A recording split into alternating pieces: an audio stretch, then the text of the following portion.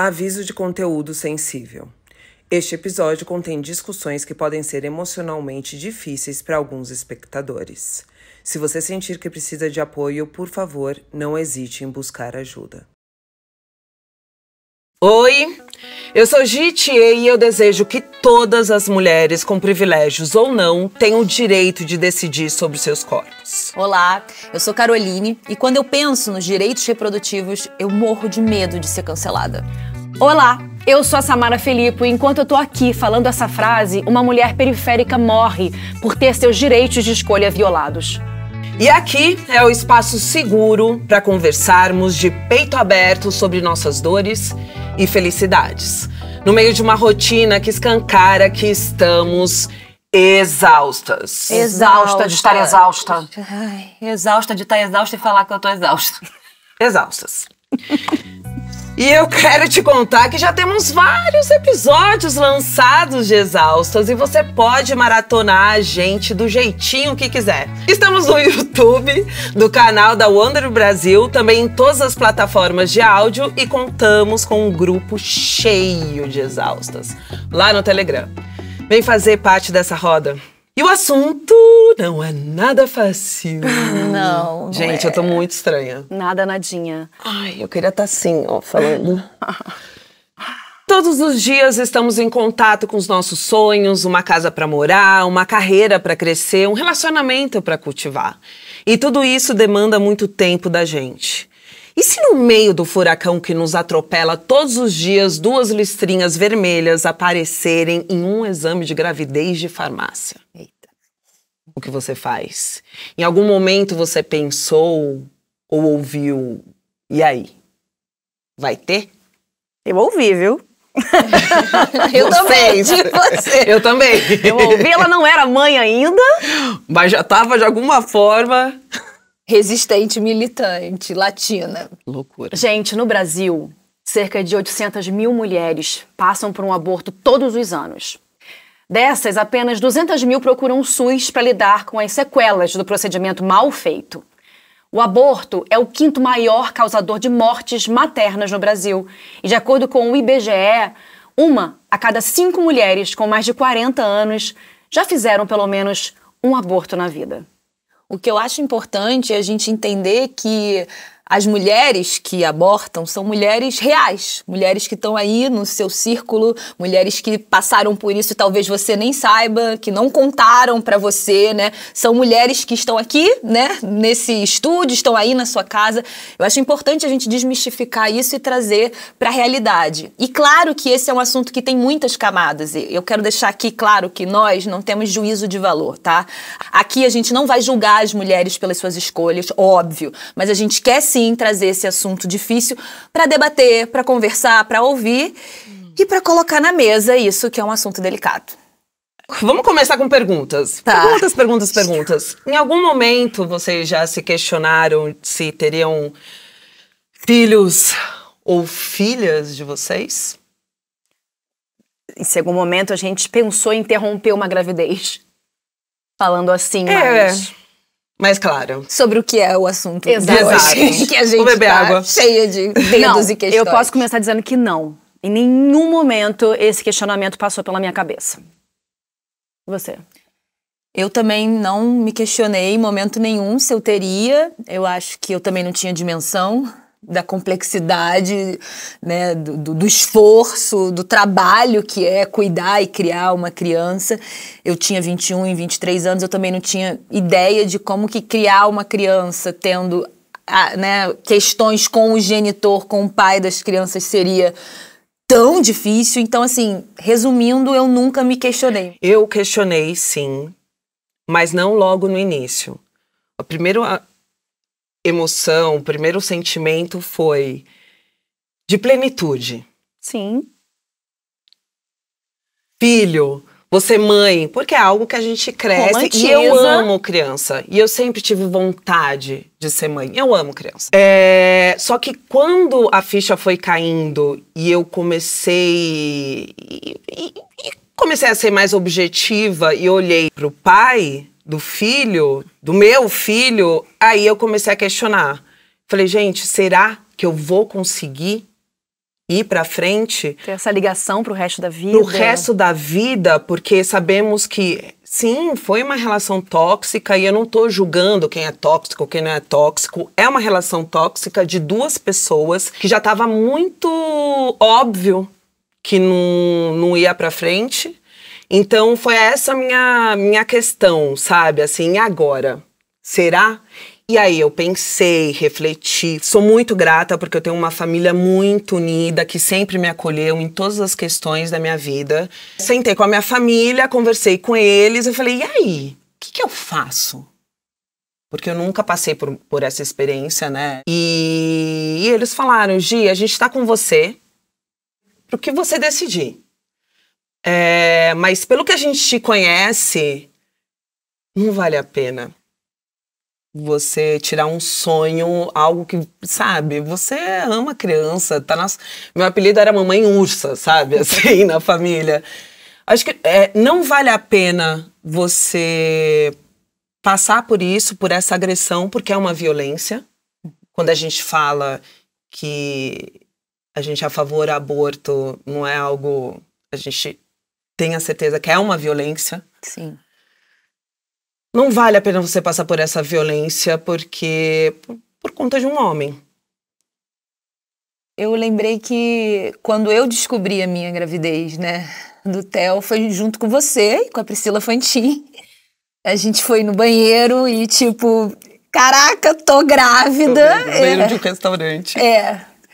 Lembrei disso agora, fiquei muito emocionada. E eu lembro que você me perguntou, e aí, você vai ter? Porque você acompanhava a minha relação, que também era terrível, violenta e tóxica. Então, assim, eu acho que só o fato da gente poder abrir, né, o questionamento já tira cargas de culpa, porque eu nunca vi a gente tão travada para falar sobre esse assunto, e eu estou travada ainda para falar sobre esse assunto. São muitas camadas de mexer com os nossos sonhos, com os nossos direitos, e assim, não passou pela minha cabeça interromper a gravidez, mas eu achei muito generoso e intuitivo da sua parte me abrir esse precedente de perguntar. Quase um abraço, um conforto. E eu acho que tem essa raiz latina sua, né? Porque, assim, a gente vai falar bastante disso, mas o Brasil, em questões de aborto, ainda está completamente atrasado. Então, só de você questionar foi um lugar de, puxa, né? Existe essa opção? No primeiro filho, nunca nem questionei. Você falou agora, porque a questão da gente ser a favor do aborto. Ninguém é a favor do aborto. Ninguém é a favor do aborto. A gente não quer engravidar e falar, vou abortar, peraí, vou marcar um horário. Não existe isso. A gente é a favor do direito da mulher de escolher. Exato. Levar aquela vida pra vida, né? Você vai discutir também isso aqui muito hoje, mas é a questão da legalização. Inclusive é um outro assunto sobre descriminalização também, né? Pra deixar de ser um crime o nosso direito de escolha.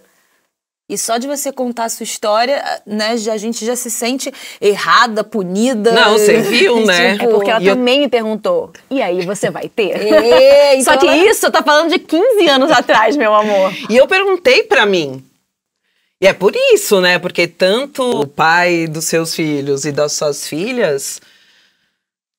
será que a gente corta essa parte? Não são.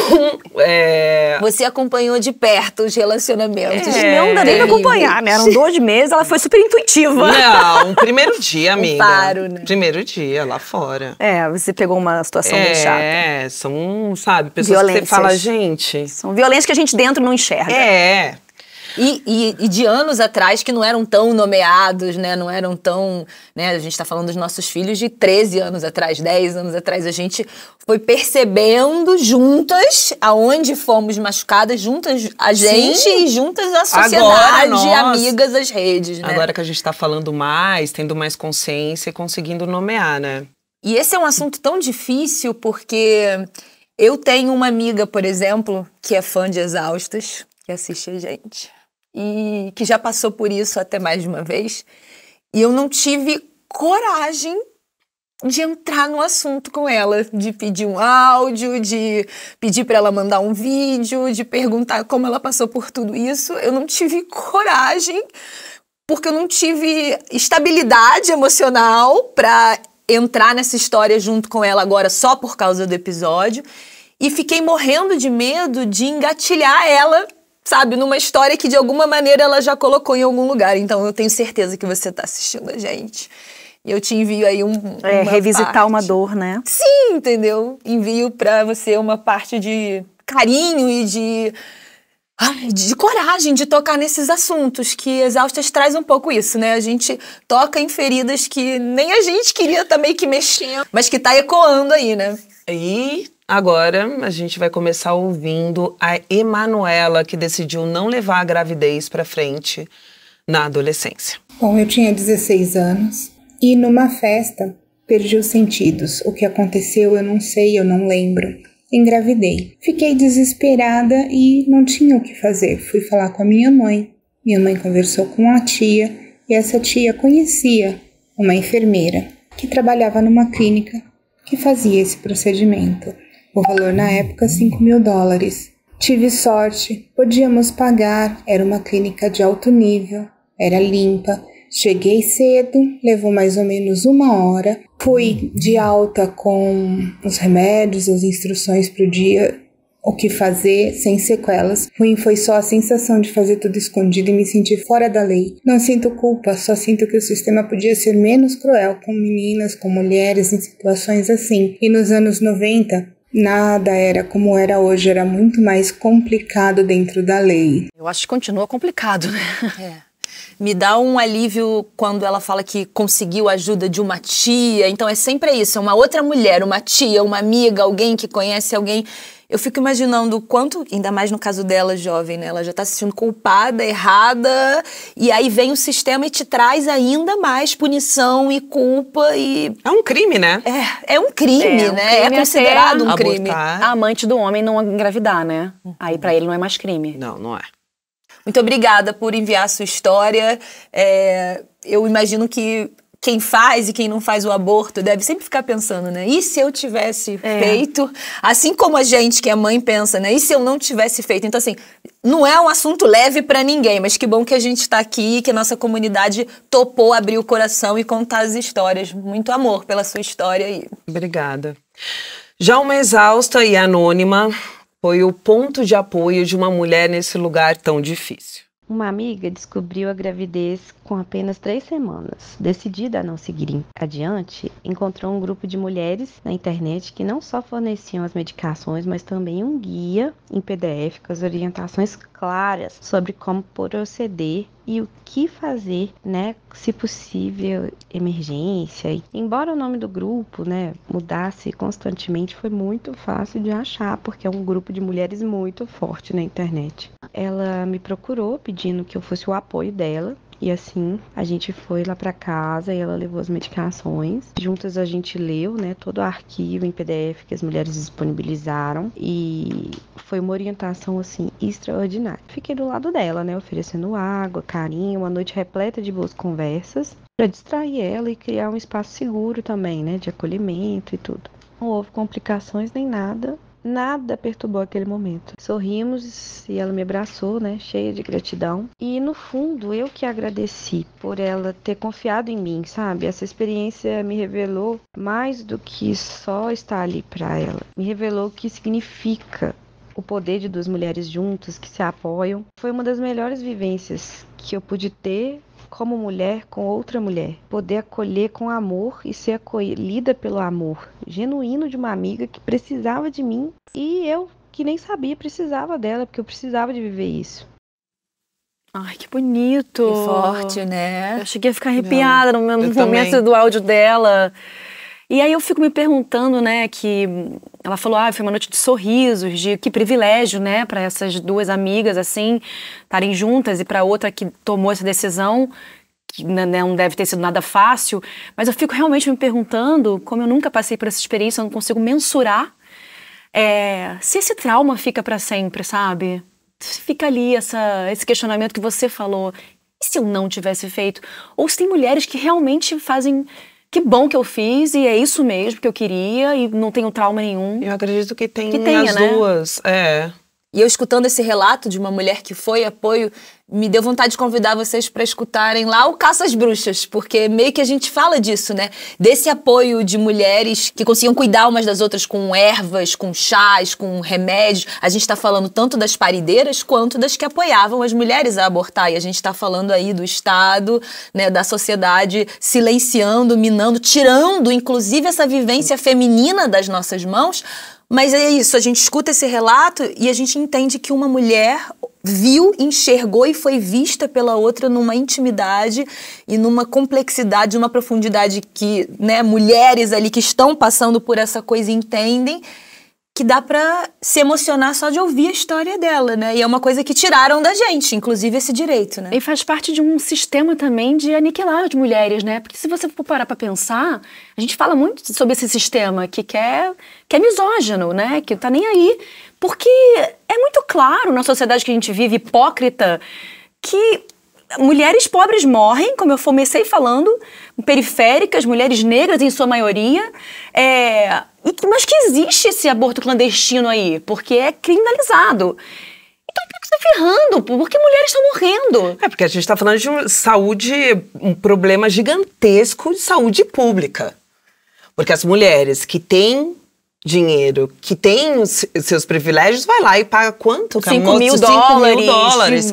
Agora, uma mulher que não tem esse poder... O que eu quero dizer é que isso está muito claro nessa hipocrisia que a gente vive, mas dane-se, tem mulheres pobres morrendo. É só você olhar assim pro globo, né? Tipo, os países mais ao norte já têm os direitos reprodutivos mais assegurados, né? Vai e volta, como todos os direitos que as mulheres conseguem. Os países do sul, que somos nós, né? Que ainda estão se desenvolvendo e que tem muita gente pobre, é claro que é uma forma de controlar a população pobre, inclusive de deixar morrer, se for o caso, uma a menos. Que é isso? Uma mulherzinha, os índices, né, são muito menores de taxas de mulheres que abortam nos países que já descriminalizaram. Exatamente. Bom, mas vamos agora ir numa coisa mais profunda, né? Porque a gente sabe que o Brasil, né, tem um cenário horrível e que o aborto é, sim, um tabu, mas a gente também sabe que o Brasil é profundamente católico, evangélico, cheio de crenças. Então agora eu queria perguntar para vocês se em algum momento vocês acham que essa opinião sobre o aborto teve relação com algo que vocês ouviram sobre a espiritualidade ou sobre a religião em geral. A nossa escolha, né? É. A minha, totalmente. Além de nunca me questionar em relação a fazer um aborto, né, ou não, eu fui criada, como eu já disse aqui em algum outro episódio, dentro do espiritismo, né? E o espiritismo, ele condena fortemente o aborto tem toda aquela questão da alma, que já está naquele feto, então já você é da reencarnação, sabe, de uma vida que escolheu estar naquele corpo. Então tem toda essa cultura do espiritismo que é uma condenação e, tipo, eu fui criada nisso de uma maneira muito dentro mesmo, com a minha mãe, com meus avós, e para mim era inadmissível.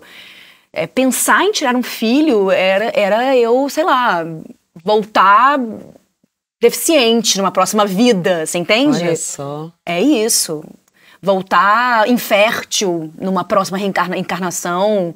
Tem toda essa cultura dentro da... E você ainda acredita nisso? Não, parte eu já matei muito dentro de mim, né? Bastante coisa. Eu acredito no que realmente hoje em dia eu me conforto acreditar. Me dá um calorzinho, né? Na minha fé, que é um outro lugar que não tem nada mais a ver com isso. Eu tive algumas questões, vamos dizer assim, de espiritualidade tóxica que influenciaram essa minha questão, do tipo, se apareceu na sua vida, então é porque você precisa lidar com isso, é a sua missão. Você tá pagando algo de uma vida passada. E assim, eu nem sei se eu não acredito ou mais nisso ou não, mas o que eu entendi é que eu preciso tirar o que eu acredito da minha crença pessoal, inclusive espiritual e religiosa, de algo que é estrutural e que fere o direito do corpo de outra mulher, né? Então, assim, eu acho que aqui a gente não vai entrar num juízo de o que é, o que não é, né? Nem de bater em nenhuma religião, mas assim...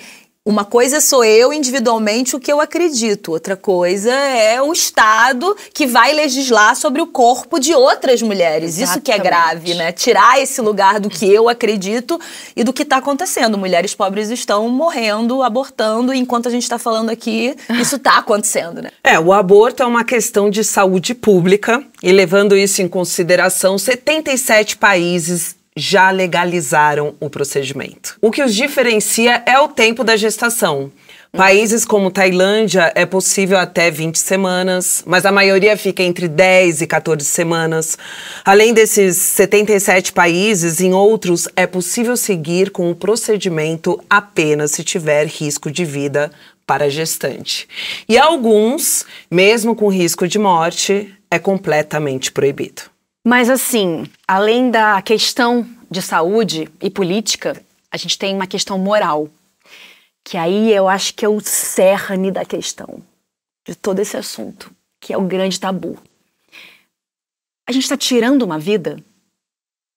Forte essa pergunta, até porque qual é esse marco onde a vida acontece, né? Porque se a gente for pelas crenças espirituais, começa antes de vir o feto, né? Um espírito que vai se aproximando, entendeu? Assim, mas dentro da barriga, a vida começa o quê? Quando surge o cérebro, quando surge o corpo. Bom, a gente teve essas perguntas pra gente mesmo. Mas também é um ponto muito importante, por isso que é essencial para uma sociedade legalizar o aborto. Porque cada mulher precisa ter essa liberdade de quero ter esse filho ou não. É o corpo de cada uma, né? Uma espírita, da religião dela. Dependendo da religião, das crenças, o que ela acredita. É muito difícil, porque a cultura do estupro vai até o final. Então a gestante também não pode decidir se quer ter ou não.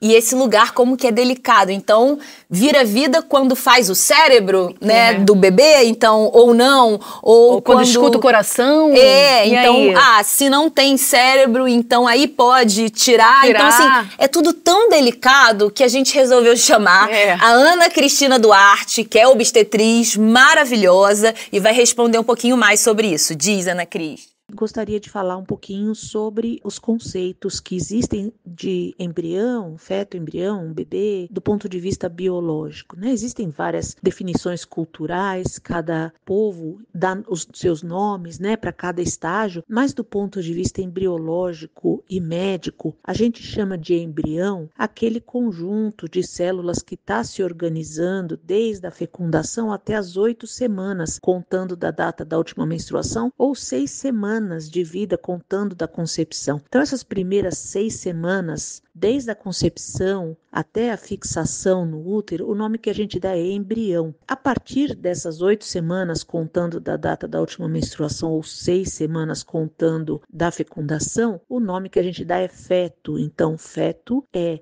aquele primórdio de ser humano que está dentro do útero e que vive em função da mãe, numa relação de dependência sob todos os aspectos do que a mãe entrega pela via placentária. Então esse serzinho que está dentro da barriga, a gente vai chamar ele de feto, enquanto ele estiver dependendo de sua mãe, absorvendo pela placenta e pelo cordão umbilical todos os seus nutrientes, o nome é feto. A gente chama de recém-nascido quando ele sai de dentro do útero. Saiu a cabeça, saiu o tronco de dentro da mãe, passa a se chamar de recém-nascido, que a gente pode até extrapolar para bebê, mas é um recém-nascido o nome que a gente dá técnico. Ela explicou, mas é que assim, tem uma coisa que a gente está falando aqui agora, antes da Ana Cristina começar. Obrigada, Ana, pelo seu depoimento. É muito importante ouvir isso de você, mas é que falando da religião, ela é fanática, né? As pessoas chamam mulheres que abortam de assassinas, né? Então, essas pessoas são muito radicais dentro de uma religião que cega, elas não querem enxergar a ciência, elas não querem ouvir uma Ana Cristina, elas querem enxergar o que faz sentido para elas e acabou. Então, eu acho que assim, eu sou pessimista também nesse lugar, porque eu acho que a gente vive numa bolha. E essas pessoas que também são chamadas de pró-vida, mas que têm ali uma cama do fundamentalismo religioso, dizem que são a favor da vida, mas só ficam ali, né, controlando enquanto essa mulher tá grávida, porque nasceu, quem vai lá ajudar a trocar uma fralda, botar um dinheirinho? Não, quem vai alimentar? E tem que lembrar também que essas leis são feitas por homens brancos e ricos, que não entendem nada de economia do cuidado, que não entendem nada sobre o corpo da mulher. Então, assim, dizer que é pró-vida, será que estão cuidando se as pessoas estão alimentando bem as crianças, os genocídios que estão acontecendo? Olha quantos orfanatos estão cheios, amiga. Olha quantas crianças estão na rua, em situação de rua, vulnerabilidade. Agora, vocês acreditam que se fossem os homens que engravidassem, essa lei seria crime, questionada? Não. Óbvio que não. Agora, importante ouvir a Ana Cris é porque às vezes falta até vocabulário, né? Por exemplo, saber que embrião é uma coisa, feto é outra coisa, porque a gente, né, vê o bebê, por exemplo, a grávida, a mulher que resolveu seguir com a gravidez, você fica, ai, o bebezinho. Não, pela ciência ainda é um feto e nasce e aí vira um recém-nascido. Pode até brincar e chamar de bebê. Mas é importante a gente ouvir, porque isso é letramento também, né? Eu gosto que ela fala extrapolar, né? Tipo, até extrapolar e chamar de bebê. Chamamos também a Graziela Canheu, que é ginecologista e obstetra, para falar dos riscos de uma interrupção. E quando a gente fala em que fase da gravidez a interrupção ela acaba tendo maior risco para aquela paciente, na verdade é importante que a gente ressalte que em qualquer fase da gravidez a paciente ela vai ter riscos aumentados, né, de complicações com a interrupção da gravidez. Obviamente, a gente não está aqui falando se a interrupção ela é necessária ou não, e se ela pode ser feita ou não, mas a interrupção em si, né, se em forma de aborto ou por outras causas, ela tem riscos associados, independente da fase da gravidez. Esses riscos aumentam conforme a gravidez evolui, porque toda a gravidez acaba evoluindo também. Então, a gente tem um feto maior, uma placenta maior, mais vasos sanguíneos naquele útero. Então, o risco de sangramento e de outras complicações vão aumentar conforme a gravidez evolui aí nas semanas. Então, conforme a gravidez vai evoluindo, a gente vai tendo, sim, um maior risco de complicação materna relacionada à interrupção. E eu fico pensando o quanto que, né, assim, enfim, descobriu o quão mais breve você conseguir, né, ir atrás desse aborto ou de resolver essa questão, melhor, mas o quanto que as mulheres não conseguiram apoio ou, né, seja, não tiveram apoio financeiro ou não tiveram fortalecimento de fazer esse aborto e aí acabou passando o tempo, sabe, ou acabou, né, então assim, como que é delicado esse lugar, porque cara, você descobre a gravidez, te dizem a vida inteira que é pra você estar feliz e que esse é seu sonho, que essa é a sua função social, que você nasceu pra isso. Mas para algumas mulheres essa não é a experiência. E como a gente já estava falando, além da questão biológica, temos que levar em consideração que as crenças pessoais têm muito peso na hora de tomar essa decisão. Quando começa a vida, a alma chega na concepção. No século XVI, São Tomás de Aquino defendia a tese que a animação do corpo se dava depois de 40 dias para o homem e 80 para as mulheres. Sim, é impressionante. Até em relação à alma, nós mulheres chegamos depois dos homens. Eu preciso beber água. É surreal. Já em 1869, o Papa Pio IV declarou todos os abortos como assassinatos. E em relação à religião, mesmo quando a vida da mãe corria perigo durante uma gestação, ela era a menos importante. O bebê tinha que ser salvo a qualquer custo, porque ainda não tinha passado pelo batismo. E assim não conseguiria acessar o reino dos céus. A mulher, por ter o sacramento do batismo, tinha a chance de ir para o céu, então ela pode morrer. Entendeu? E de qualquer forma, o feto era considerado parte do corpo da mulher. Ou seja, era ótimo, né? Era. É propriedade do marido e o aborto só poderia acontecer com sua autorização. Ou seja, o corpo da mulher não pertence a ela mesma, né? Ela pertence ao Estado ou ao marido. E é grave porque, enfim, a gente está falando aí de século... Qual século que a gente falou? 16.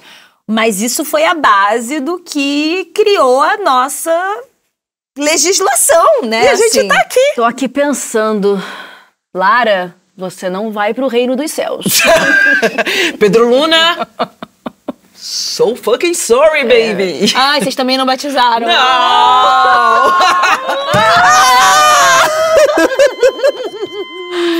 Pois é, acho que foi o único momento de riso, né, desse episódio. Não, e detalhe que, assim, em momento nenhum a mulher é considerada, né? Salva o bebê, né? O Estado ali preocupado com esse ser que vai consumir, que vai, né, ser mão de obra, mas a saúde dessa mulher e as questões emocionais dessa mulher, tipo... Até hoje. Até hoje. Até hoje. Não mudamos nada, de século XVI para o século XXI. Até hoje. E tem isso, né? Mesmo que a gente ainda vai falar sobre isso. Tô que nem a Carol. A gente já ainda vai falar sobre isso. Então, ainda dentro desse tema, né, sobre religiões, o budismo não tem uma regra clara, por exemplo, e depende da região que a religião é praticada.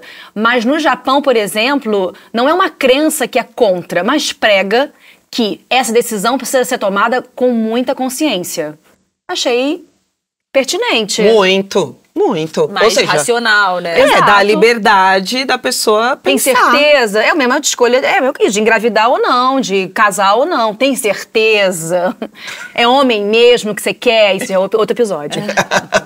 Já no espiritismo, o aborto não é apoiado, mas em caso de perigo à gestante, a vida dela não deve ser sacrificada. Já nas religiões de matriz africana, como por exemplo o candomblé e a Umbanda, nas duas a prática é vista como medida extrema e que principalmente tem a ver com saúde pública. Então a gente achou interessante trazer essas outras visões, Claro. né, assim, de outras crenças, mas ao mesmo tempo de dizer que, infelizmente, as nossas leis foram feitas, né, base na religião católica e protestante cristã que, né, tá sempre esquecendo da mulher como um ser vivo, Sim. pensante, desejante, né? E, inclusive sem o próprio direito de decidir se segue ou não com a gravidez. Gente, é uma loucura. E agora a gente vai ouvir a Tassiana, que é obstetriz, e ela vai esclarecer um pouquinho de qual é o papel dos profissionais de saúde no acolhimento dessa mulher que teve uma gestação indesejada. O que a gente faz? Conta aí, Tassiana. Eu não sei se vocês já falaram aqui que 55% das gestações no Brasil são não planejadas. Isso por si só já é uma violação dos direitos sexuais e reprodutivos, que prevê que as mulheres tenham acesso a métodos contraceptivos seguros. E não por acaso, 1 a cada 5 mulheres vai recorrer ao abortamento clandestino ao longo de sua vida. Contudo, muitas vezes de maneira insegura, tornando o aborto uma das principais causas de mortalidade de mulheres no mundo. É por isso que em vários países, inclusive no Brasil, existe a lei para a adoção da política de redução de danos, que prevê, dentre outras coisas, o acesso à informação sobre o aborto seguro. E o que é o aborto seguro, segundo a Organização Mundial da Saúde? É a adoção de 2 critérios, que são o método, que pode ser por medicação ou cirúrgico, e um acompanhamento ou aconselhamento por um profissional treinado. É por isso que dizemos que toda morte por abortamento é evitável. O aborto é, portanto, uma questão de saúde pública. Nesse sentido, precisamos que todo profissional da saúde, principalmente da atenção primária, identifique uma gestação indesejada, saiba identificar se há caso de ilegalidade para o aborto, identifique o risco para o abortamento provocado e aplique a política de redução de danos. No Uruguai, a mortalidade por abortamento zerou antes mesmo da legalização, quando o país adotou redução de danos. Nós, profissionais de saúde, temos o dever ético profissional de evitar a morte de tantas mulheres em nosso país. Ou 6, porque os homens estão pouco se fudendo. Não, e que forte essa fala dela, porque é isso, se você é profissional de saúde, você recebe uma mulher, você precisa colocar de lado as suas crenças pessoais e religiosas e prestar apoio àquela mulher que tá ali já em sofrimento, já em desespero. Crime perante lei você negar atendimento. Mas fica delicado, porque apoiar também é crime. Então, assim, foda-se a mulher, né? Ela que fica ali sozinha. O que eu digo até é mais em caso de gravidez na adolescência, meninas com 11, 12, 13 anos, como a gente vai falar, gravidez por risco da mãe morrer, Sim. né? A vida da gestante, anencefalia, que é o bebê que, né, não foi má formação. Nesses casos que são legais no Brasil, que tem um monte de impedimento, mesmo sendo legal, o profissional de saúde, ele precisa atender, independente da crença dele, entende? Tô falando de um aborto que uma mulher decide ou não, Sim. não dentro dessas limitações. E nós tivemos o prazer de ouvir a Dani Lopes, que é assistente social no Complexo de Favelas do Rio de Janeiro. Gente, eu gostaria de falar que a minha perspectiva sobre o aborto é uma perspectiva de uma mulher que mora dentro de um complexo de favelas, né? De uma comunidade. Refletimos muito isso aqui em conjunto. A gente sabe que é um assunto muito profundo e muito delicado e não pode ser romantizado e que tem muitas nuances para quem vive, né? Para a mulher que vive individualmente aquela situação. Aqui, onde eu moro, no Complexo de Favelas, as mulheres sempre fizeram aborto, né? Há décadas, há séculos, as mulheres do mundo inteiro fazem aborto. Só que são as mulheres daqui, as mais vulnerabilizadas, que vão ser expostas, né, tanto a risco de morte quanto a criminalização. Esses homens que decidem sobre os nossos corpos, eles vão muitas vezes engravidar mulheres fora do casamento, mas eles vão levar essas mulheres em clínicas discretas, onde elas vão ser acolhidas com dignidade e vão ter o mínimo de risco de morte. É o mínimo de risco à saúde, porque risco sempre há. Então a gente está falando sobre muitas das camadas da sociedade brasileira, mas a gente precisa pensar que a maioria das mulheres que ainda fazem sob condições precárias, com muito risco à saúde, e com um risco muito grande também da criminalização. Ou seja, isso já acontece bem próximo à sua casa, desde sempre. E lembrar que legalizar não é incentivar, é lidar com redução de danos, de mortes de mulheres, de questões de complicação dessa gestação e principalmente de quem que vai apoiar depois que essa mulher está tendo segundo, terceiro, quarto filho ou tendo filho sem condições físicas, emocionais, sem condições de dinheiro mesmo. Exato. Será que é pró-vida? Então vai lá ajudar essa galera que já está viva aí e não está tendo condições de alimentar os filhos pelo sistema. É muito fácil você ter o privilégio de pagar, né, para sua amante ou para sua filha, não sei o que, e ela ter a segurança de fazer um aborto mesmo nas escondidas, mas fazê-lo protegida. Agora, essas manas periféricas, como que elas fazem? É no chá? É numa agulha? Tem histórias e histórias de mulheres... É isso que acontece. Morrem. De um remédio até que não vai saber quais as consequências daquilo no seu organismo, né? E que se der complicações não vai ter como recorrer, para quem que vai recorrer. E você perguntou, né, se ficava esse trauma, né, de quem faz ou quem não faz. Uma vez eu estudo muito sobre trauma, que eu adoro esse estudo, né?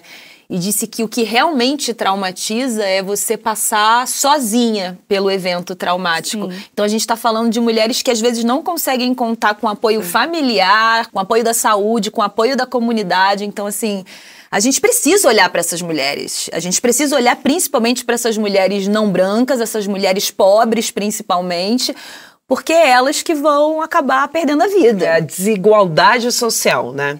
Fora a falta de informação em torno dos contraceptivos, de como prevenir, ainda existe isso. Principalmente com meninas adolescentes na periferia, sabe? Então, assim, uma menina que não tem acesso a anticoncepcionais, que tá com um namorico, que tá na rua. Não tem aula, né? Não tem aula de educação sexual. Eu mesma, gente, eu tinha acesso a tudo isso na escola e tudo, e com 21 anos transei sem camisinha e tive 2 filhos. Então, assim, é a falta de educação sexual, mas a falta de quê? Maturidade, responsabilidade, noção e acho que de senso de risco mesmo, né? E a psicóloga Nay Macedo conversou com a gente sobre a complexidade que é tomar uma decisão como essa e seus impactos no psicológico. Olá, eu sou Nay Macedo, sou psicóloga e hoje eu quero falar com vocês sobre um tema que toca profundamente a vida das mulheres, a decisão sobre o aborto. Esse tema vai muito além de opiniões e julgamentos. Ele envolve um processo físico e psíquico intenso, repleto de muitas camadas emocionais e muitas complexidades. A decisão de interromper uma gravidez nunca é simples. Para muitas mulheres, ela surge acompanhada de sentimentos muito conflitantes, como culpa, medo, vergonha, inclusive o julgamento das pessoas, que às vezes nem é explícito. Sentimentos que fazem parte da nossa psique porque são muitas vezes moldados por valores, crenças e muitas vezes decorrentes de pressão social. Como terapeuta, eu vejo frequentemente o quanto esses sentimentos podem ser intensos e que esses conflitos muitas vezes são exacerbados por falta de acolhimento e compreensão. Entender que a decisão sobre o aborto pode tocar em camadas intensas, profundas da identidade de uma mulher, como, por exemplo, afetando a própria identidade, como ela se vê, como ela se percebe, como ela acredita que é vista pelas outras pessoas, e até o significado que ela atribui à vida. Esse processo psicológico e físico exige muito cuidado. Pode ser doloroso e também uma forma de preservação emocional. Uma busca por tentar equilibrar todos esses sentimentos e encontrar um caminho respeitoso e seguro para si mesma. O aborto, quando compreendido dentro de uma perspectiva de saúde mental, não é só um aspecto físico, envolve também um processo de autorreflexão profunda. É uma decisão que pode ser necessária para a manutenção da saúde, a preservação da vida dessa mulher, do seu bem-estar e da sua capacidade de viver com plenitude. Quando negamos o direito a esse tipo de reflexão e até escolha, a gente pode estar contribuindo com o desencadeamento de sentimentos e sofrimento psicológico intenso, com ocorrências como depressão e ansiedade. Isso não afeta só essa mulher, afeta todos à sua volta. É importante que todos nós possamos compreender esse tipo de acontecimento com muita empatia e muito respeito, entendendo que para cada mulher e para cada situação, essa decisão é única, carrega uma história e muita complexidade emocional. Olhar com responsabilidade para esse tema é parte do nosso compromisso para manter uma sociedade mais justa e mais humana. Sociedade mais humana. A sociedade não está preparada para essa conversa. Não. E o como que isso fica marcado nessa história dessa mulher para sempre, né? Para sempre. Eu fiquei lembrando que uma amiga minha, ela também passou por isso e recentemente a gente estava conversando sobre esse assunto e ela falou, um dos motivos de eu não ter seguido a gravidez é porque eu queria crescer profissionalmente, queria voltar para a carreira. E aí ela, no momento de muita vulnerabilidade, eu peço licença e respeito para trazer essa história aqui, ela falou, agora minha filha, né, ou bebê teria X anos e eu não consegui me desenvolver na carreira do jeito que eu imaginei ou que eu prospectei, ou seja... É uma outra perspectiva, né? E assim, né, ela abriu mão de gestar para poder viver o sonho de uma carreira e aquilo não aconteceu. Então assim, olha que coisa complexa, a gente está falando da saúde mental de uma mulher, o quanto que isso impacta a autoestima dela, a confiança, os sonhos, como você falou no início, porque venderam que esses são os nossos sonhos. Então assim, a gente não está pronta para ter essa conversa e eu tô dizendo, eu, né, com 35 anos, feminista, a favor da liberação, eu não tô pronta para sustentar esse tipo de conversa. Isso... Eu tô falando de uma amiga, né? Assim. Mas é por isso que é necessário nós, mulheres, a gente ter a liberdade de escolha. Não dá para criminalizar um assunto tão já é problemático. Eu tive uma amiga que ela foi contar ela não era casada nada, estava num relacionamento super tóxico, ela descobriu que estava grávida, ela foi contar pro cara, quando ela chegou nesse apartamento para contar para ele foi tão agressivo e tão violento que foi ali que ela decidiu que ia tirar. E ela tirou. Ela foi contar a gravidez e aí a reação do cara falou... Viu o que você falou no início. Com você eu não quero ter esse filho para sempre. Esse cara. Rainha.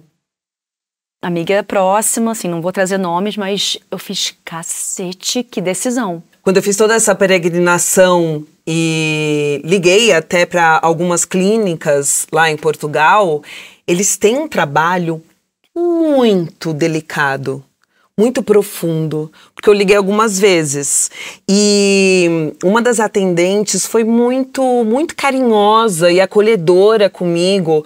Olha, você tem que passar por uma psicóloga X, aí depois você passa e conversa com outro profissional, aí tem assistente social, não sei o quê, e tem, sabe, é todo um movimento que você fala, é sobre isso.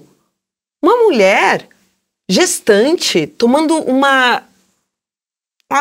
tentando entender o que vai fazer, é uma decisão muito difícil. É necessário ter esse acolhimento, cara. Sem e aqui no Brasil é crime. E outra coisa que eu queria falar, você que tá aí assistindo ou ouvindo a gente, provavelmente Isso vai te despertar gatilhos, principalmente se você já passou por essa situação ou não. Então, eu incentivo que você converse sobre esse assunto, procure apoio psicológico, fale lá na comunidade, abra com as suas amigas, né? Assim, conte essas histórias, porque a gente vai colocando esses assuntos dentro de porões, de baús, embaixo do tapete, mas isso faz parte da nossa, né, questão psíquica também, que a gente tem esse suporte emocional para falar sobre esse assunto. Você, assim como eu, que conhece uma mulher que já passou por isso, eu não sei nem se é delicado depois de tanto tempo você trazer esse gatilho que tá ali adormecido ou não, mas abrir um espaço interno para sustentar essa discussão como a gente tá fazendo aqui, né? Exatamente. Nós temos vários exemplos na cultura pop onde o assunto aparece. Em séries como Sex and the City. Sex and the City. Você lembra que retratava a vida de 4 mulheres bem diferentes. Então tem um episódio onde uma descobre que tem pouca chance de engravidar e morre de vontade de ser mãe. A Charlotte. Enquanto a outra descobre a gravidez e não tem certeza se quer continuar com ela, que é a Miranda Ruiva. E aí é só um detalhe que eu revi esse episódio, né, assim, e a gente tá falando disso porque lá em Nova York, que é onde passava a série, o aborto é legalizado. Então, assim, até poder falar sobre isso já é um espaço, né? E acho que é importante a gente trazer também, eu tava até tocando aqui no nosso lencinho, o porquê, né, que o lenço é um símbolo de luta das mulheres argentinas, quando eles legalizaram, né, descriminalizaram o aborto em 2020, não foi isso? Recentemente. E a cor verde também, porque além de estar ligada à esperança, ela não estava associada a nenhum partido político, a nenhuma luta que não fosse a delas. Então, só para contextualizar para vocês aqui por que a gente está... Exato, que virou uma luta latina, né? Um símbolo de luta. Sim, e aí só da gente estar aqui, a gente tá também se posicionando, né? A gente chegou, a Natália, a nossa câmera, falou, deixa eu falar sobre aborto? Por causa do verde. E aí a gente ouve várias coisas, né? Parece que também é por causa da Arruda, enfim, por causa da esperança que a gente precisa ter para lutar sobre isso. Então... Souber de alguma coisa, vai no nosso grupo de Telegram e vem falar com a gente o que vocês sabem em relação ao lenço verde. E uma coisa que eu queria falar também é que, assim, acabou que a gente colocou um contra o outro, né? Tipo, pró-vida, o movimento dos que querem defender a vida dizendo que já existe um ser humano ali dentro. Ok. Contra os pró-autonomia e liberdade de decidir sobre o próprio corpo.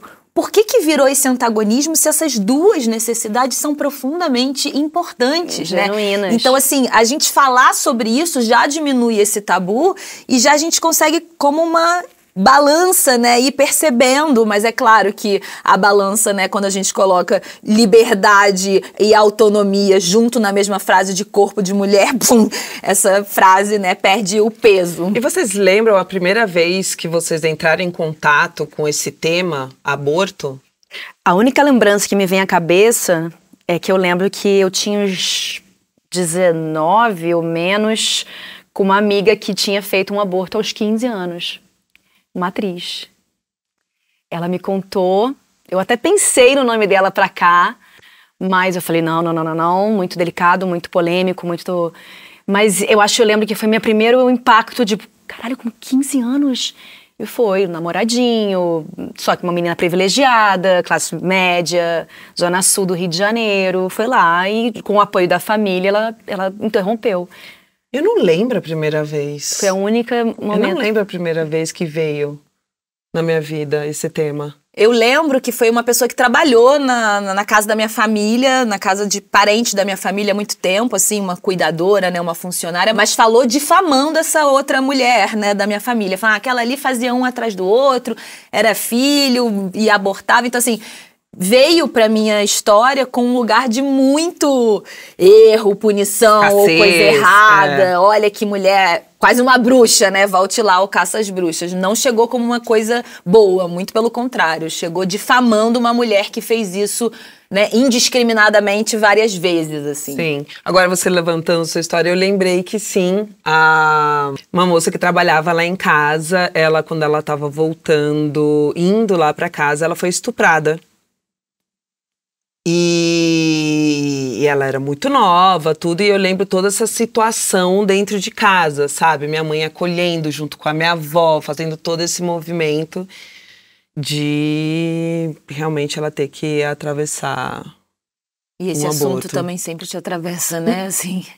Mas foi isso que eu nem lembrava. Agora que Chegou você tava agora, falando, é. que chegou, eu falei, é verdade. Mas também era algo muito velado, sabe? E uma coisa que é muito delicada é que muitas mulheres que engravidam e estão na dúvida se vão seguir ou não a gestação, elas vêm me contar nas redes sociais, assim. Eu acho isso impressionante. Já tem mais de 10 anos que isso acontece. Algumas são minhas amigas, né? Pessoas que eu conheço e que sentem algum tipo de conforto e segurança em desabafar comigo, mas outras são pessoas que eu nunca vi falar, mas que encontram ali no direct do Instagram algum tipo de apoio para poder falar sobre esse assunto que é tão tabu e que às vezes não tem nem apoio dentro de casa ou dentro da família, não sabem para quem contar. Eu não costumo aconselhar, né, assim, dentro das minhas demandas eu dou uma escuta empática, às vezes, né, no privado, a gente pode juntas validar os sentimentos, né, tipo, entendo que você se sinta frustrada ou chateada, dou um espaço de escuta mesmo, de ouvir aquela mulher, mas também de pensar em estratégias de como lidar com isso, assim. Eu agradeço muito a confiança que essas mulheres têm em mim. Tô com medo que agora acho que meu direct vai começar a bombar. Que bom, né? De saberem que tem esse espaço para ser acolhida. E que a gente também precisa ter essas articulações que existem, mas é no subterrâneo, é uma amiga que conhece uma amiga que encaminha para uma amiga. Que é crime, né? Que é crime, mas que isso acontece ali, ó. Ah, sim. Por baixo dos panos. E um assunto que não dá para fugir quando falamos de aborto é sobre os métodos contraceptivos. O anticoncepcional surgiu ali na década de 1960 como um regulador menstrual e foi considerado um marco na conquista de direitos reprodutivos para as mulheres. E hoje temos outros métodos disponíveis, como métodos contraceptivos de barreira, que é camisinha feminina, diafragma e DIU. Tem os métodos contraceptivos hormonais, que é a pílula anticoncepcional, contraceptivo injetável, implante anticoncepcional, anel vaginal e adesivo cutâneo. Eu só tô esperando um momento de método contraceptivo para homem, mas calma, vamos lá. Métodos definitivos ou cirúrgicos. Esterilização por meio de laqueadura ou ligadura tubária. Eita, acabou, não tem mais nenhum contraceptivo. Não tem, linda, não. Não tem, né? Os homens não, amor. Mas você percebe, olha o que eu falo. Você está percebendo que a única que tem relação com o homem é a camisinha, né? Ou é a camisinha, ou é a vasectomia. E já foram levantados, inclusive, vários estudos sobre pílulas para homens, mas nunca foram levados adiante porque, pasmem, davam muitos efeitos colaterais neles. Mas dá efeito na mulher, não dá. Por que vai dar em homem? Eles são mais sensíveis. Só quem abre uma bula de um anticoncepcional feminino, de uma pílula do dia seguinte, sabe o tanto de problemas que podemos ter por causa dessas medicações. Mais uma vez, a gente está saindo perdendo e... novidade, não temos. Zero. E a indústria, né?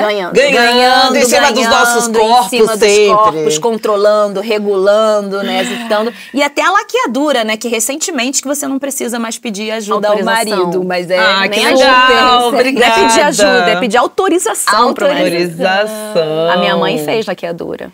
Depois que teve o segundo filho, ela falou... E só trazer um detalhe, né? Porque muitos desses métodos que você falou são considerados abortivos pela sociedade e tal, né? Tipo, a pílula do dia seguinte é né? Assim, e sabe o que é o mais louco? É que eu lembrei, eu sei que até que a nossa roteirista fala do Handmaid's Tale, né? Que é meio problemática, mas eu assisti a série toda. Eu também, grávida. E eu lembro que o problema da infertilização sempre caía na mulher. Você entende? Eles nunca tinham problema nenhum. Era sempre a mulher que era infértil. Então elas estavam sempre era o inferior, é o ser que não engravida, é o ser que é incompetente, que é incapaz de gerar uma vida. Isso me veio na cabeça, enfim, porque nem sei lá por quê. Porque é isso, né? A gente, talvez por causa da pílula mulher, que a gente tá falando que não existe pros homens, sempre né? a problemática. E a gente falando sempre dos nossos direitos reprodutivos controlados, fiscalizados, cancelados, comercializados, né? Vendidos através de uma pílula ou não. Enfim. Bom, nós recebemos o relato de uma exausta anônima e eu vou ler aqui pra vocês. Textinho. Oi, meninas. Esse assunto me toca muito porque eu não sei mais o que fazer. Desde cedo eu tive certeza que não tinha vontade de ter filhos. Aos 25, procurei uma ginecologista para dar início ao procedimento de laqueadura, que é o ligamento das trompas que impede a fertilização do óvulo. Porém, isso me foi negado. Primeiro pela minha idade, segundo por não ter filhos e terceiro por ser solteira e quem sabe lá na frente, no seu futuro, o seu marido vai querer um filho. As pessoas perguntam isso, né? Minha escolha sobre o meu corpo é menos importante do que um marido hipotético que pode ter a vontade de ser pai. O que me chateia é que eu procurei o método para não ter a possibilidade de passar por uma gestação e nem por um aborto. Eu não quero passar por um aborto, mas eu também não quero ter um filho. E se a camisinha estourar? E se a pílula não funcionar? Eu sinto que eu não sou dona do meu próprio corpo. E não é. Não é mesmo, É Anônimo. o Estado que é. Ou o marido, Dos ou nossos. um futuro hipotético marido. É porque o marido, o homem, serve ao Estado que serve a ele, né? E faz a própria lei, e regula e julga. Gente, que estranho. E algo que a gente não pode negar é que mesmo de forma proibida, as mulheres continuam abortando. O que fazer quando as mulheres precisam ir por essa via? Chamamos a Melânia Amorim para nos ajudar. Que riscos correm as mulheres que praticam um aborto clandestino? Bom, a primeira coisa é distinguir aborto clandestino de aborto inseguro. Aborto inseguro é aquele em que não se usa um método preconizado pela Organização Mundial da Saúde, a OMS, ou quando não tem um profissional habilitado para supervisionar, orientar ou realizar o aborto. Ou ambos. Pode ser utilizado um método não preconizado pelo OMS por um profissional não qualificado ou até por um leigo. Porém, nem todos os abortos clandestinos são inseguros. Quem tem condições financeiras, e isso existe no Brasil, pode pagar, ou porque pode adquirir os medicamentos confiáveis, os mesmos medicamentos preconizados pela OMS, ou podem pagar por clínicas clandestinas que, apesar de clandestinas, cumprem todos os requisitos de higiene e de segurança. Elas fazem a mil, elas fazem vacoaspiração. No entanto, as mulheres pobres, as mulheres negras e pobres, elas correm muitos riscos porque, primeiro, elas não têm acesso à informação sobre as mulheres mais pobres, sobre os métodos seguros de aborto. Depois, elas não têm dinheiro para adquirir as medicações que funcionam. Aquelas medicações que, apesar de ilegais, são vendidas no mercado clandestino. E também, lógico, elas não têm dinheiro para pagar 10, 15, 20 mil por um aborto cirúrgico, a mil, ou aspiração elétrica a vácuo. Então, essas mulheres, em seu desespero, porque a mulher que quer abortar, ela está numa situação, quando o aborto é ilegal, numa situação de desespero muito grande, elas recorrem a soluções inseguras, que podem ser soluções cáusticas, corrosivas, que não somente fazem com que se elimine o feto, mas também lesam o útero, lesam genitais. Eu já vi uma menina com um buraco enorme na sua vagina, induzido por permanganato de potássio, até soda cáustica, ou introdução de instrumentos pérfuro-cortantes dentro do útero, que pode ser vareta de guarda-chuva, que pode ser agulha de tricô, agulha de crochê, até talo de mamona. E aí, em decorrência disso, a gente pode ter lesão traumática dos genitais, lesão química por esses produtos tóxicos, corrosivos, intoxicação. E tudo isso, além dessa lesão mecânica, com instrumentos cuja higiene é altamente questionável, a gente vai ter sepse, infecção, hemorragia e até morte. Peritonite, porque é relativamente comum que se perfure o útero. A peritonite também, ao mesmo tempo que leva a sepse, também pode estar relacionada com hemorragia e morte. Então, infelizmente, quando o aborto é ilegal, as mulheres recorrem a essas soluções, que não são soluções, clandestinas, que só aumentam luto, sofrimento, dor e morte.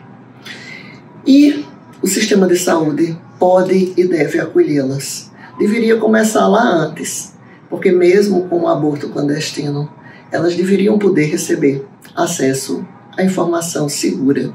E as mulheres com mais condições de pagar, elas podem procurar os seus médicos obstetras e ter esse acesso à informação. Nem isso as mais pobres têm. Então elas chegam frequentemente à emergência já com as complicações do aborto inseguro, já com hemorragia, já com sepse, já com anemia. E o mínimo que o serviço de saúde pode fazer é acolhê-las. Não acolher as mulheres nessa condição é omissão de socorro. E, no entanto, isso frequentemente acontece. A gente não sabe a frequência exata, mas a gente sabe que existe muito preconceito, até violência obstétrica nesse momento, porque em vez de atender, ficam perguntando se aquele aborto foi provocado ou se foi espontâneo, e duvidando sempre da palavra da mulher, o que é péssimo para todas, inclusive para quem tem uma perda espontânea. Essa é a realidade agora do Brasil. Nossa, Melânia, muito obrigada por esse vídeo. A Melânia, ela é uma obstetriz, assim, muito referência no cenário do parto humanizado, no direito das mulheres, nas questões de violências obstétricas. Então, assim, eu escuto a falar dessa mulher desde que, enfim, tive os meus filhos. Agora tem um vídeo seu explicando a complexidade e a densidade desse assunto, quase em detalhes difíceis, né, de segurar. Muito. É de uma riqueza para todas nós, né, É muito bom te ouvir, ainda mais que seja duro te ouvir, Melânia. Obrigada. E falando ainda sobre leis, aqui vem uma camada muito mais densa. Está em discussão o projeto de lei assinado por 32 deputados que pretende equiparar qualquer aborto realizado no Brasil após 22 semanas de gestação ao crime de homicídio.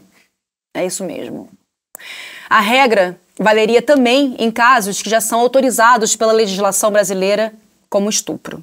Ou seja, essa lei sendo levada adiante, uma mulher que aborta depois das 22 semanas pode encarar de 6 a 20 anos de prisão. Em contrapartida, se um homem estupra uma mulher, esse mesmo homem fica de 6 a 10 anos preso. 12 se o crime envolver violência grave. Aqui detalhe, como se o estupro já não fosse grave o suficiente. O que estão querendo nos dizer? Ou seja, se colocar na conta, a mulher é mais criminosa e vai passar mais tempo na cadeia do que esse cara que cometeu uma violência grave, gente. Eles estão querendo dizer o que eles dizem sempre. A gente não vale nada. O corpo da mulher não vale nada. Só vale pro capitalismo, pra ganhar em cima da gente. Por isso que eu acho que algumas raivas e ódios e afetos são importantes na militância, sabe? Porque ou a gente senta aqui e chora, porque é de chorar, ou a gente coloca um grau aí, né, de assertividade nos nossos posicionamentos, que eu acho que as latinas, as argentinas, as mulheres da Colômbia, elas trazem um pouco pra gente, que é um fogo de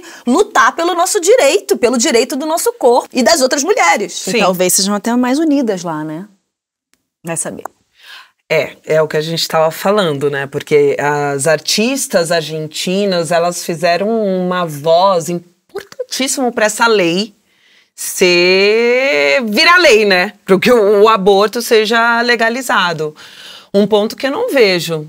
Não. Nós, artistas, se unindo e indo nas ruas, e abrindo câmera. Agora há pouco, alguma atriz mais velha, nem sei o nome, nem vou trazer, não precisa, vira público falar que fez um aborto na juventude, sabe?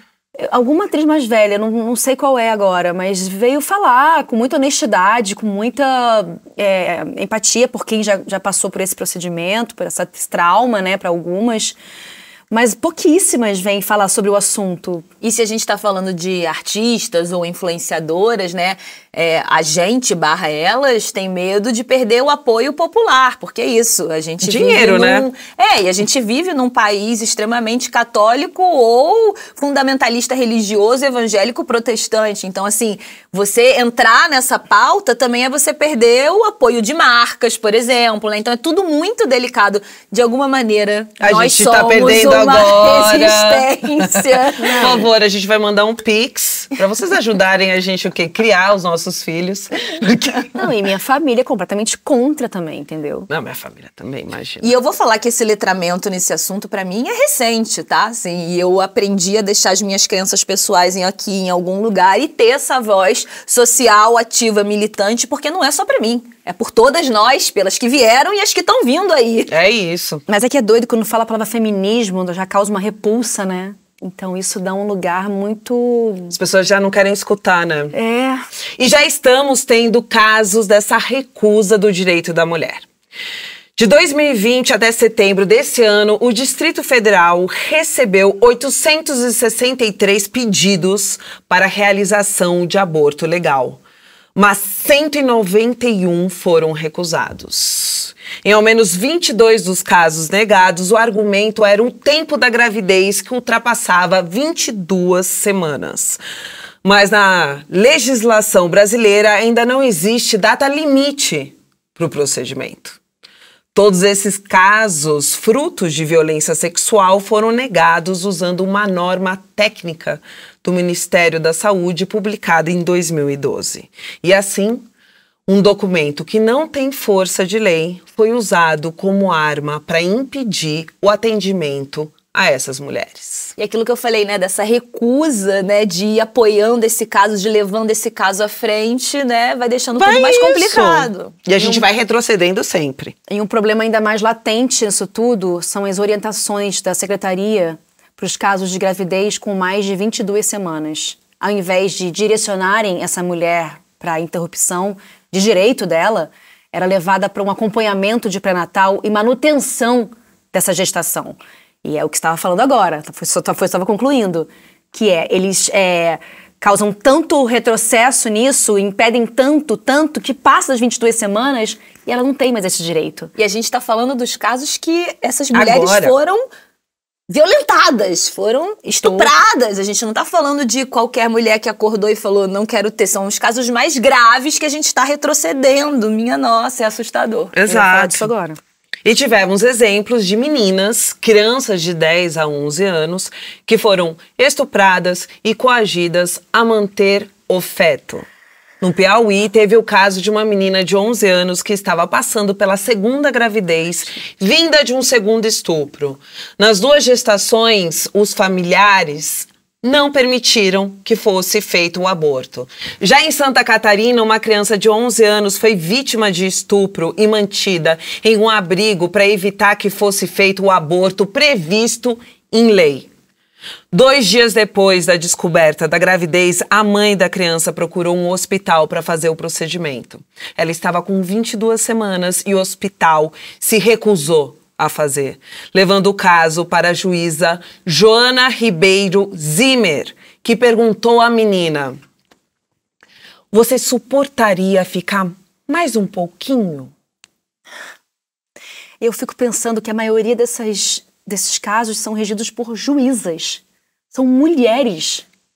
São mulheres que às vezes a gente pede tanto que estejam no poder para olhar pelos nossos corpos, para olhar pelos nossos direitos. E essas mesmas mulheres são vendidas.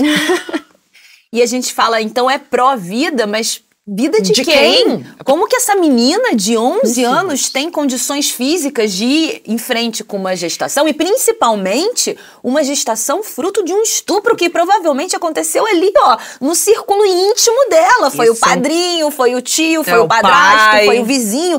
É muito grave o que tá acontecendo, gente.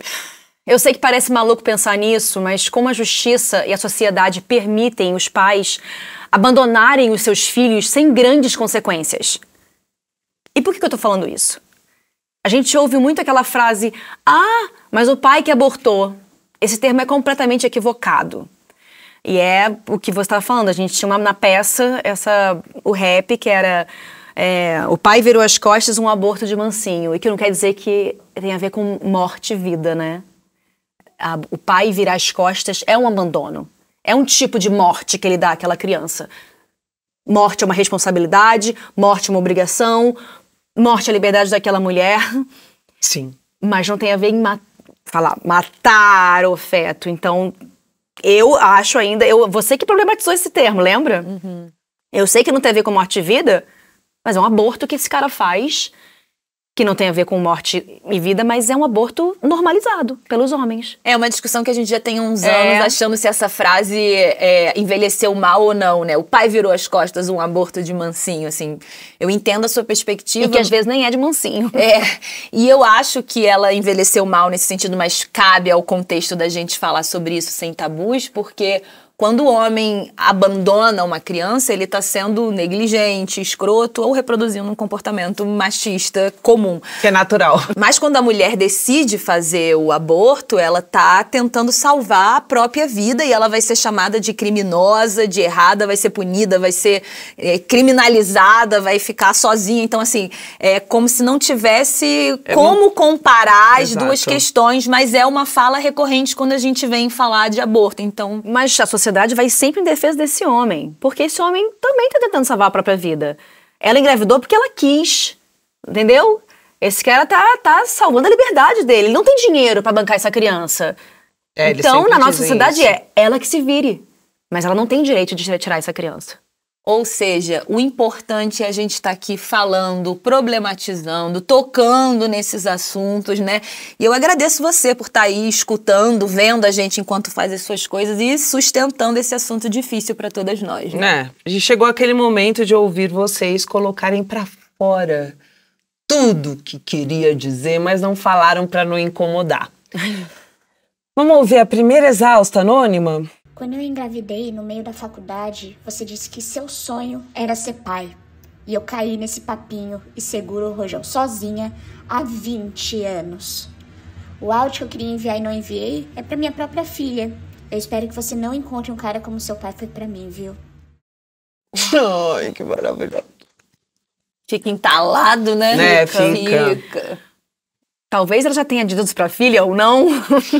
Quando o preservativo rompeu naquela relação e eu perguntei sobre as suas parceiras, se você tinha feito exames recentemente, você achou que estava abafando e que a camisinha estourou porque você tinha pauzão. Mas foi justamente porque ele é pequeno que a camisinha ficou frouxa e rompeu, babaca. E para não perder o costume, né, do esquerdomacho metido aluno de humanas, você me chamou de louca 3 vezes para ser mais precisa. E eu, né, como uma boa enfermeira, uma boa pessoa, fiquei lá tentando explicar a importância desses exames. E você disse que a pergunta é descabida. Ainda insinuou que eu tava apaixonada, que eu queria saber. Porque eu devia estar querendo, né, esse pau pequeno seu. Mas é isso, passou.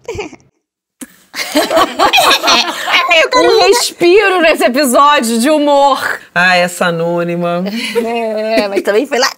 Ai, meu pau rompeu a camisinha. Uma pingolinha de merda. Não, e eles sempre tentam ensinar a gente alguma coisa, né? Falar alguma coisa. E nós é louca. E esse aqui é um espaço seguro para nós e nossas exaustas. E agora a Michele mandou um áudio muito tocante pra gente. Pra você, enfermeira, que me atendeu naquele dia, que eu tinha acabado de perder a minha filha. Você me tratou como se aquilo fosse algo proposital ou que eu tivesse feito aquilo com algum motivo, coisa que não tinha acontecido. Mesmo se tivesse, nada, nem ninguém tinha o direito de fazer o que você fez comigo. Você me colocou com outras mães que estavam ganhando seus bebês no dia mais feliz da vida delas. E eu tava ali, no meu dia mais triste de todos. Só quero que você saiba que até hoje, 11, 12 anos depois, eu sinto a dor de estar vendo as crianças nascerem, a dor de ser maltratada porque tinha sofrido um aborto espontâneo. Eu espero que você tenha entendido a dor de uma mãe e melhorado muito, porque isso me fere e me fere até hoje. Puta que pariu.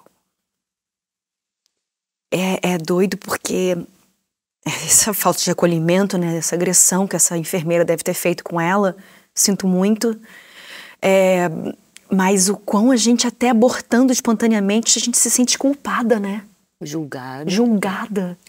E camadas de violência, porque ela teve que ficar do lado de mulheres que estavam tendo bebês. Então é tipo assim, ela reforçando os nossos traumas e traumatizando sem parar. E ela trouxe, né, mesmo no meio de toda a sua dor e da sua experiência, ela falou: e se eu tivesse realmente abortando, escolhido abortar, você não poderia me tratar desse jeito. E outra coisa que a gente falou, a Michelle falou, né? 11 anos, parece que ela falou, isso ainda volta e atormenta. Sim, é um trauma pra toda a vida. Eu tive uma amiga que teve uma gravidez tubária, que eu até comentei com vocês.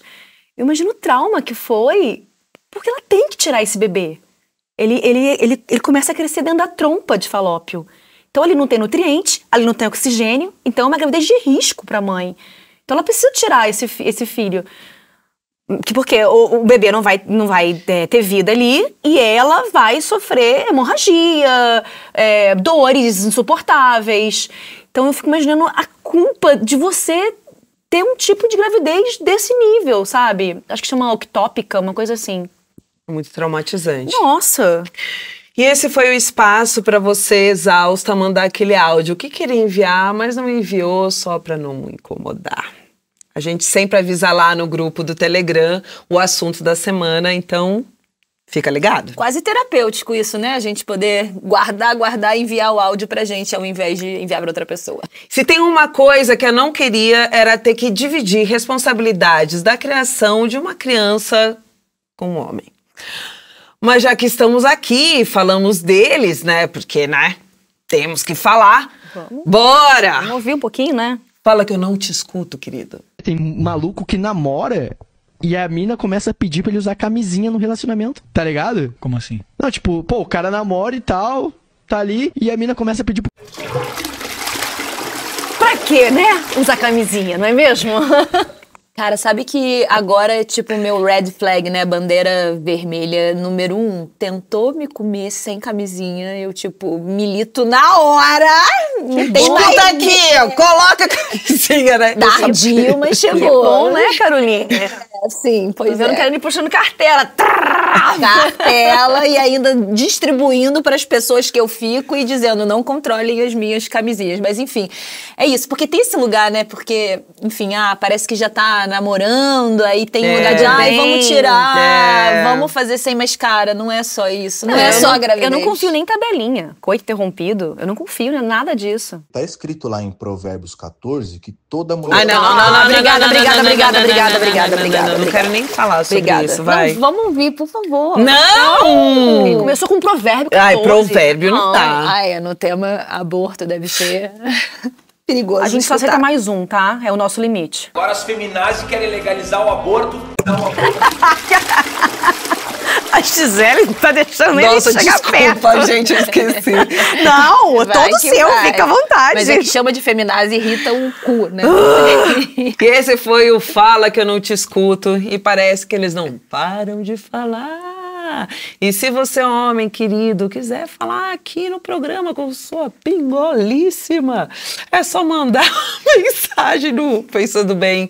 É melhor não mandar nada, fica de boa aí. Quer levar pra casa, amiga? Eu quero. Agora aqui, sem julgamento moral. Como pensamos no aborto, além da religião e crenças pessoais? Como lidamos com um problema de saúde pública sem levar em conta como nós nos sentimos sobre o assunto?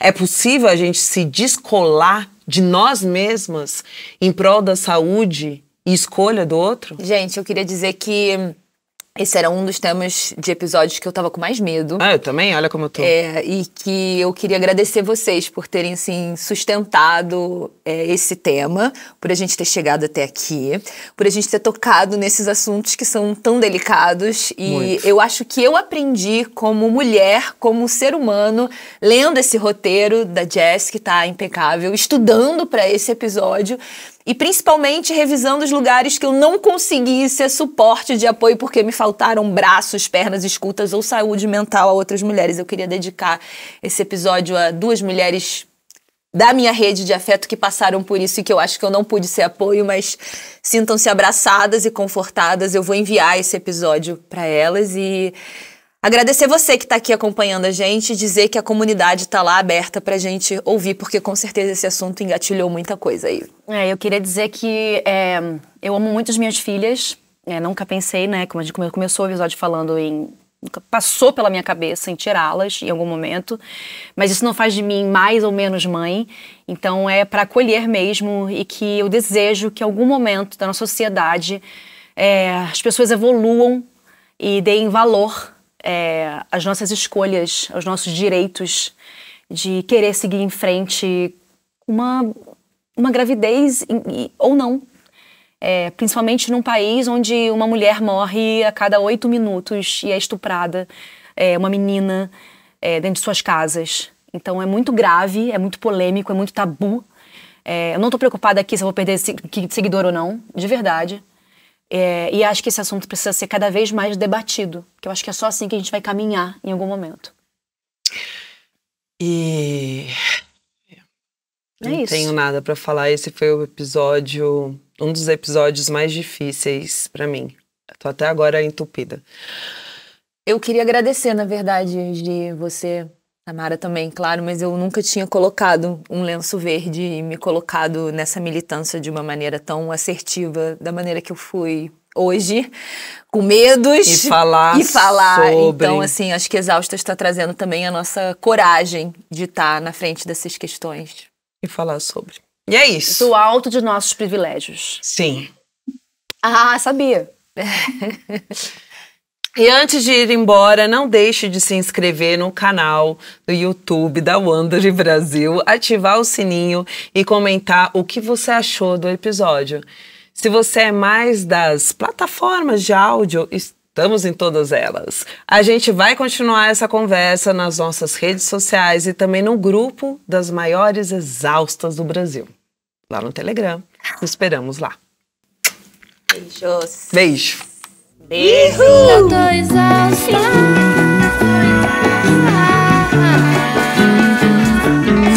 Eu tô exausta.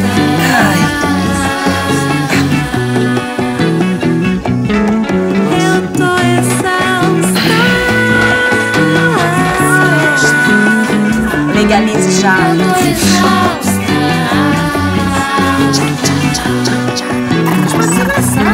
Podemos, nos abraçar. A gente se abraça, não? A gente fica rebolando. A gente fica rebolando, né? Agora é tão absurda, neurada, tô desolada.